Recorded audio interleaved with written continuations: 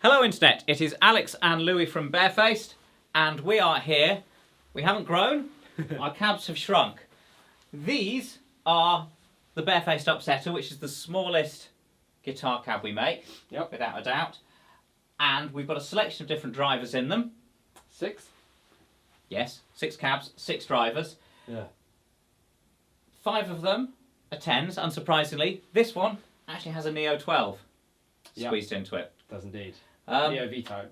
Yeah, so I think we should just start playing through them and let's have been hear what they sound like. Having some fun so far. I suppose if you're new here, they've got this at the back, AVD, which makes them sound a lot bigger. Yeah. And spreads the sound around the room, so they're much more audible than any guitar cabs, but also sound much bigger than a guitar cab that small. Yep. And less boxy. Much less boxy. Much less boxy. Especially with this 12 in it. It's crazy. Yeah. Should we start there or should we start in a 10? Let's start with the stock driver. Is this one in the middle? I've got my... There we are. G10 Vintage. It's going to go really well. Alright, let's...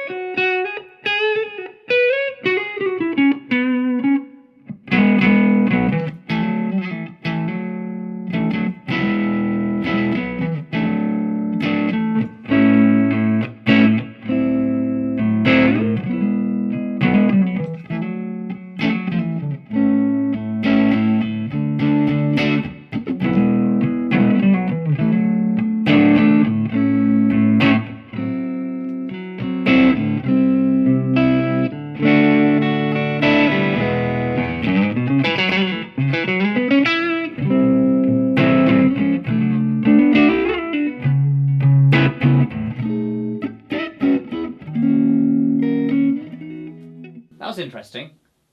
We were just comparing, as you saw there, the G10 Vintage, which is the stock driver in these, and the G10 Creamback. Yeah. Obvious volume difference. Massive volume difference. Yeah. What's the difference in power? I don't know. But it's what you're hearing is the difference in sensitivity, efficiency. Yeah. So the G10 Vintage has a bigger magnet on it. Right. I felt you could hear more high end and low end from the G10 Vintage. Yeah. The Creamback, it's nice sounding. It's a bit of a shock how quiet it is, but of course, if you turn your volume knob up slightly, once you get used to it, yeah. it's fine. But if you're being put off the G10 Creamback because it doesn't sound as loud, don't worry about it. Turn it up. You know, unless you're trying to get away with the smallest possible cab at a loud gig, then... Right, yeah. Yeah. I was feeling the bass change in the Vintage the most. I was feeling that more. It moves more air, doesn't it? It does, You just... It thumps. Yeah, absolutely. Whilst the Creamback felt more controlled. Yeah. Let's compare it to the 1030, because I don't think they're a million miles off, are they? The G10 Vintage and the 1030? Well, I assume. I thought the 1030 was kind of smaller sounding. Let's try it.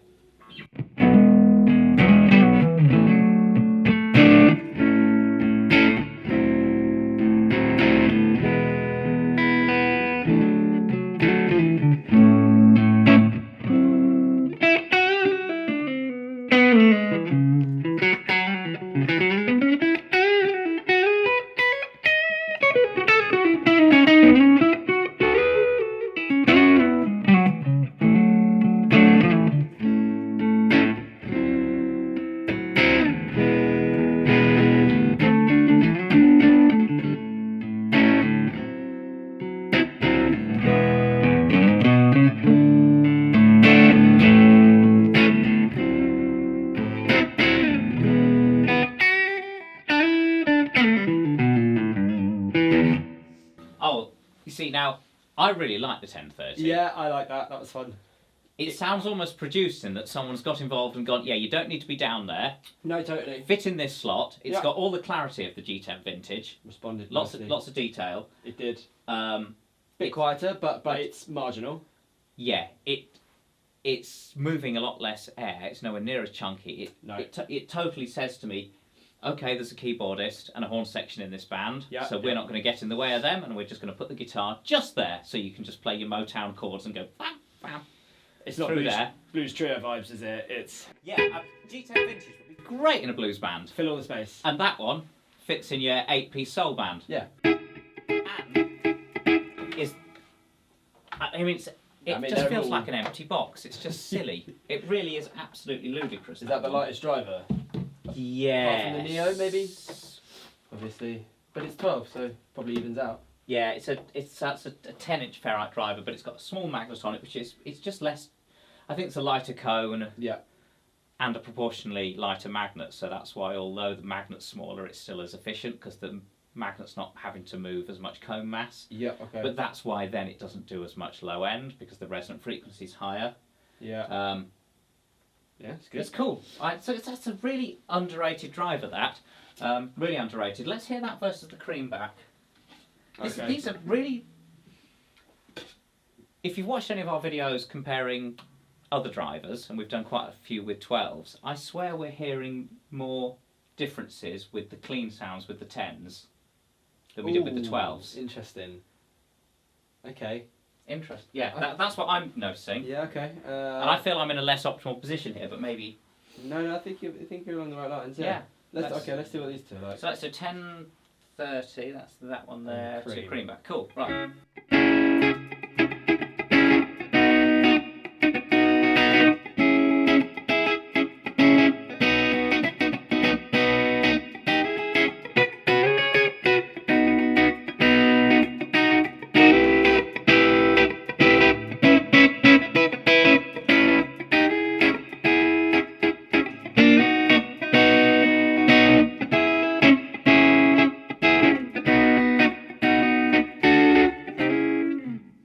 Quite similar, aren't they? They really are, yeah.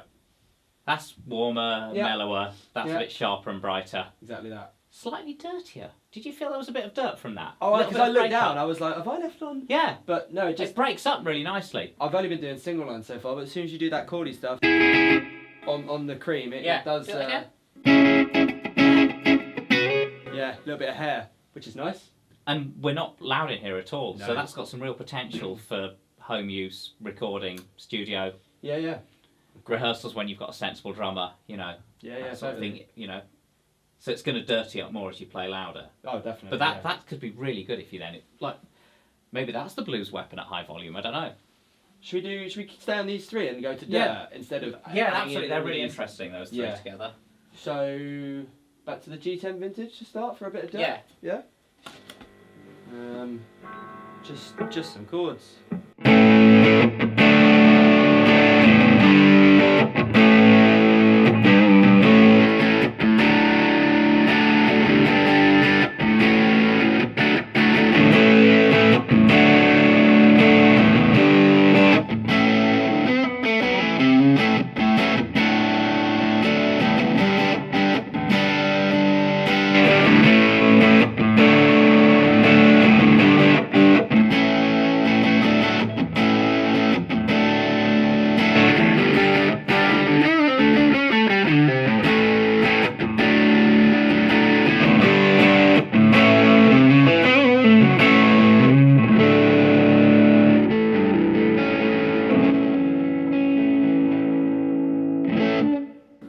Just like we heard with the clean sound, but more. I was thinking the same thing. I was like, I hope Alex thinks the same. It's exactly the same, but dirty. This almost feels like you've stuck an octave pedal on. I know. The amount of low end that has compared to that one. And a boost pedal. Yeah. It's just so much louder. It's like, yeah. It's great. It's really great. That's a great speaker. This is awesome, but the really Creamback, domineering for such a little speaker. The 10? Yeah, the G10 Vintage. Yeah. The Creamback's awesome, but I feel like it's doing like one or two things, and that's probably what it does. Absolutely. Not as versatile as the G10 by far. Should I put more dirt through them? That can continue our... Okay.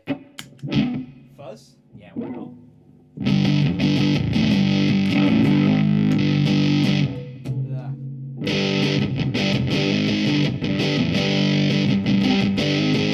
There.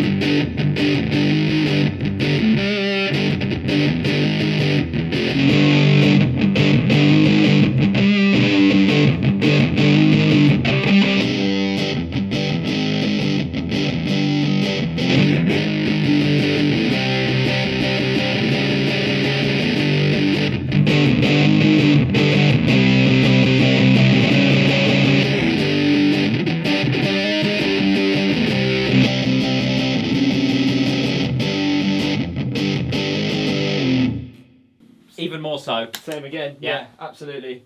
That's thunderous. It's huge for a G10. I'm now intrigued. Should we add some more in to the mix? I don't want us to lose our minds because it happens quite easily with six comparisons. The G10 versus the Neo, just because it's so loud. Let's not call it the G10 because they're all called G10.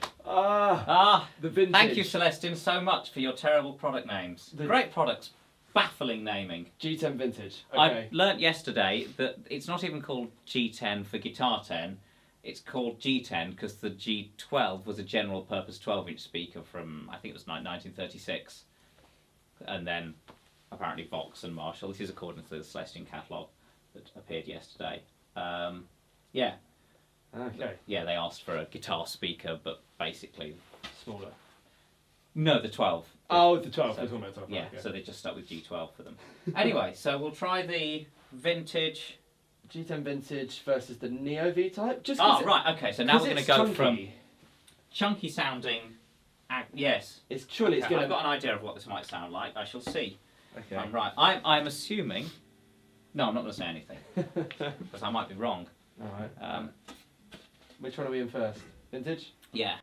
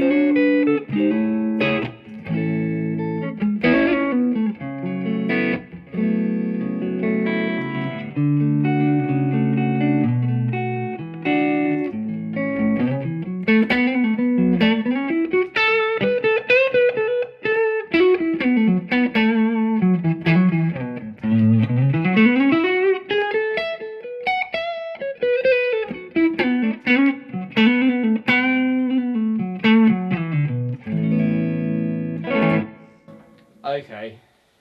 They were more similar. They were really similar until I started playing lead. Yes, that one's got more top end bite, high top end, and that one's smoother. That one felt bitier to me. Ah. When I went to the... Oh, maybe I got it the wrong way around actually. Go to that one. Yeah, you're right. That's the bitier top end for sure. I only really noticed it when I started doing single lines. Yeah, I was like, these are much more similar than they are different. Yeah, yeah. A little bit of dirt to see that we're not going mental. Okay, so. I've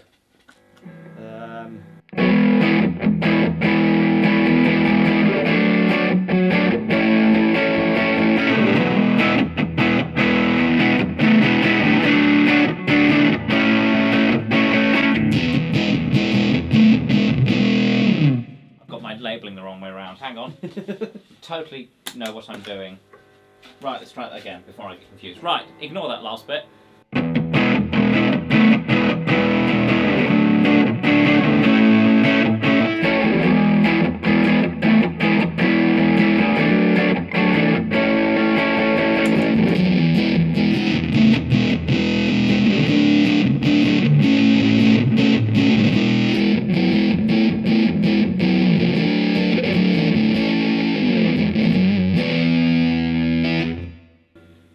Same. No? I'm still thinking. Yeah. I felt that was thicker, and I felt that was drier. Yep. Drier. Drier. That's a guitar description word, isn't it? Yes. Yeah. Just a lot of forward in the mix. Yeah, yeah. Detail. Yeah, it's that thing that's not often nice sounding, but often works really well.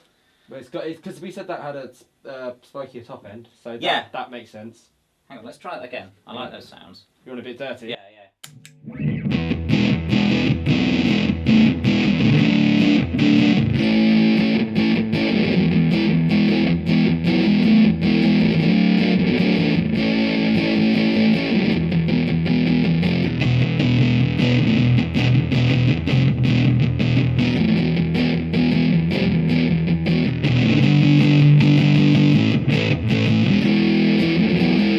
Okay, so this is more scooped. It is. This goes deeper.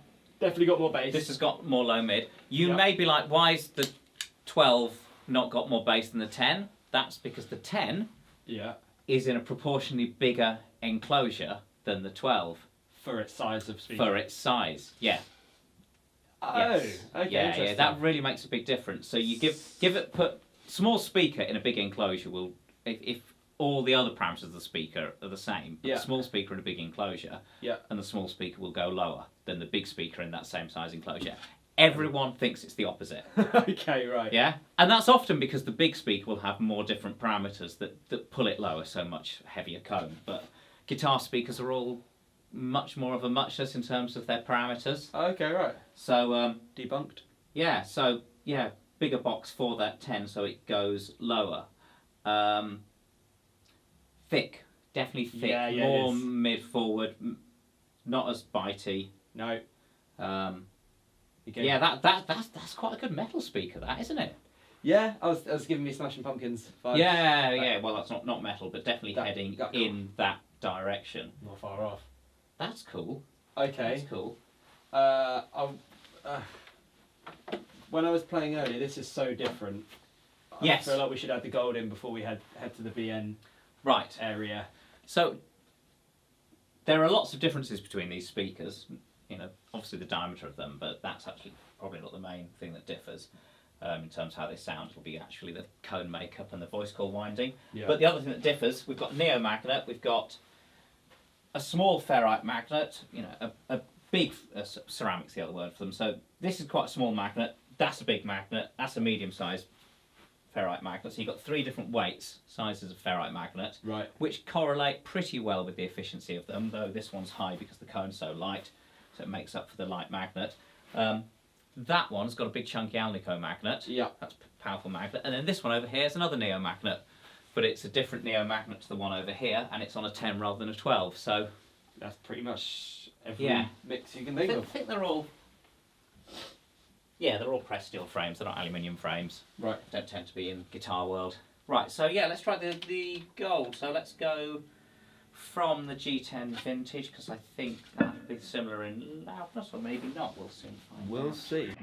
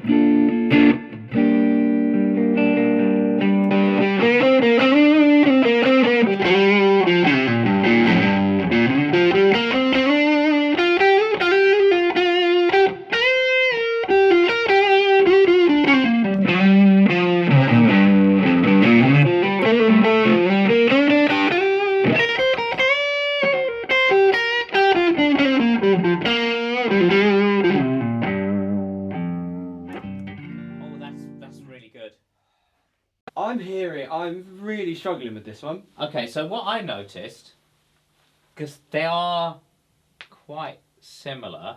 They feel identical to me. This one feels like it's got the harsh edges taken off. There's moments when this is quite, you really feel the pick attack and the edge of it. Okay. And that one just rounds it off slightly. Just which is bit. That Alnico magic. Yeah. That's really cool. We had a jazz guitarist in here last year. Do you remember that guy who, did you see him? He got a Gibson L5? Oh yes, I think it was an L5. Yeah. That's the guy. The one that had been Gary Moore's guitar for a day. So he got it cheap because they'd sent him as an endorser, and he brilliant sold to the shop. So he'd got this beautiful they're nice Gibson jazz guitar, and he was trying different jazz.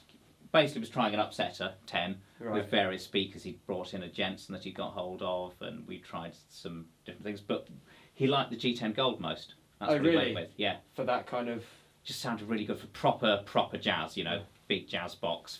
Not this neck pickup. No, It was just, I think it probably had flat wounds on. It was just a million miles removed from any of the guitars we've got here. Yeah, we got none of those. Nothing like that. And he was playing proper jazz on it, and it sounded so nice. It was so rich and warm and lovely. But because it has those edges worn off a little bit. Yeah. But it's got a lot of detail. Yeah, it's not. Put something heavier through it.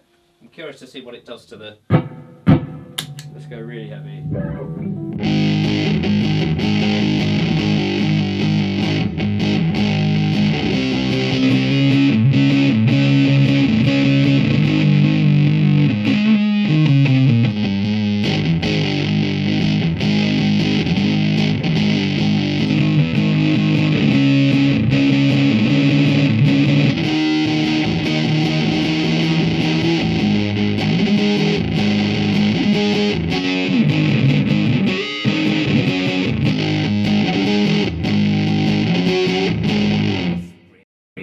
Isn't it? Yeah, that was surprising. Of course, a G10 Gold does... I don't think that sounds as much like the G12 Gold. No, I think it sounds more like the blue. Oh God, I'm not really familiar with the blue. Okay. I know it doesn't feel too much like the gold. Yeah. That sort of amount of saturation. Yeah. Queen. Yeah. Oh, totally. Yeah. Celestion blue, which is the blue 12-inch Creamback. Yeah. But if you want a 10-inch one, that's quite a nice thing to consider. As an option for really saturated lead stuff.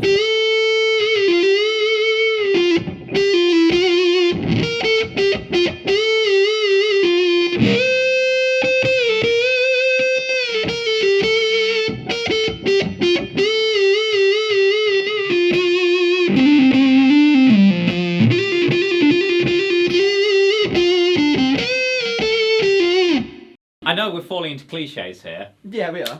But this does Brian May. Yeah. This does Slash. Oh, it's that extra bit of bite on top. That extra bit of edge. It just got me thinking of like November Rain or something like that. That's those sort of searing, the slow, thick solo sounds of his. Not his massive shreddy stuff. Because it is warm still. But it's warm, but it's just got a bit more bite than that, which is that classic, super smooth, ever sustaining. Yeah. Not a million miles from like the woman thing, like Cream. No. In fact, it's kind of. I think it's closer to the Slash sound than to the Clapton sound. I feel that's like super. If one's there and one's there, this one's over there. The woman thing is so bassy, isn't it? But yeah, and so little top end. Right, let's try that BN10 before we run out of time and lose our minds. We're doing pretty well. We haven't definitely haven't lost. Well, not in terms of time, but in terms of not getting confused. No, the 12s we lost our mind. But this is going. This is so much less confusing. Yeah, it is. Okay, BN10. Let's start clean. What are we going to compare it to, or should we just? I don't know. Let's start on it and see where we get to. See what happens. This is. I'm running out of licks. A PA speaker, essentially. No, it's a bass speaker. Yeah, it's bass. Yeah, it's a bass speaker. Bass Neo. But to be honest, a lot of bass speakers are essentially PA mid-bass drivers. There or thereabouts. So, and it's a Neo. Yeah. And so it's very light. Super light. And it's a 200-watt speaker, that one. I don't know what these... I think that's 60 watts. Uh-huh. I think that's... 45, I thought. Yeah, 60. Is that 40? Have a look at the website. They handle some power. It's not the thing to worry about. No. You know. But if you are worried about it, email us and we'll explain it. By the way... He will. This is all being recorded by a large diaphragm condenser, which is here. And that is, I don't know, about 7 foot, 8 foot from the cabs. The cabs are roughly on axis. The reason we can give you our opinion about what these sound like, standing in the places we are, is because of the AVD spreading the sound around the room, so you actually hear them properly. And that's why we're using the far mic, so you actually hear the sound in the room. If you close mic them, they'll sound different, and that's not really relevant, because the close mic is just like... It's like if your guitar sound is a view out of a window, you know, the landscape that you're seeing, a close mic is looking through a telescope at one bit of it. You know, so that sound is in there. Yes, yeah, but it's not the only... But all of you, wherever you're standing, you're gonna hear different bits of it with a normal cab, because you'll be suffering that sort of same telescope thing. What's with the AVD, you and your band will hear all of it, and so will the audience if the venue's smaller, you know. It just, it works better. as our customers will attest, and anyone who's tried these. So, yeah, Right. Neo.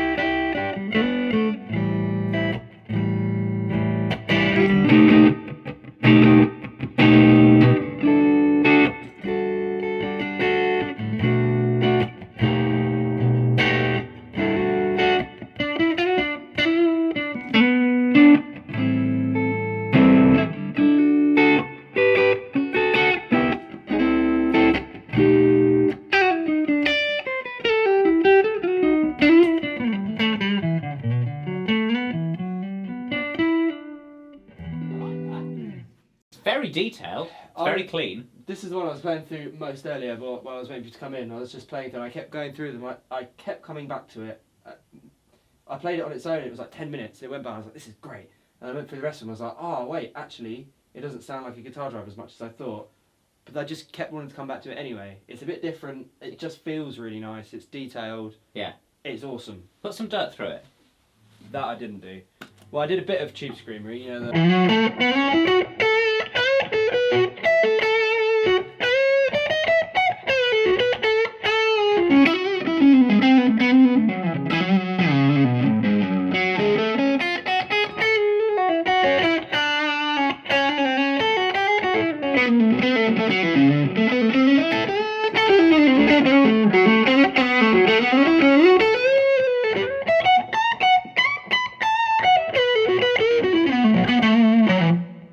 That's cool. I just want to keep playing. It's awesome. really nice. It's brighter than the Creamback. Oh, absolutely.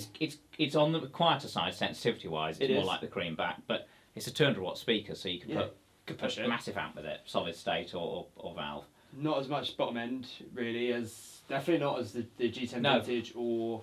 Wow. The irony, because it's a bass driver. This is why, assumptions are really a bad idea. Really a bad idea? Always a bad idea. We're about to run out of time. I think we should stop there before we confuse ourselves and run out of time. We've done alright with 6 cabs, I think. 6 drivers. We need to continue this and maybe try some pairs. That's where we get confused. That's when we'll get really confused. So we'll leave now before the camera cuts us off because we've got 20 seconds on the countdown. Thank you. Yeah, we'll be back. This is Alex and Louis from Barefaced, and we're enjoying this. Tell us more of what you want to hear of, and yes, buy our cabs because they are awesome. Oh, we've got some active ones now. Goodbye.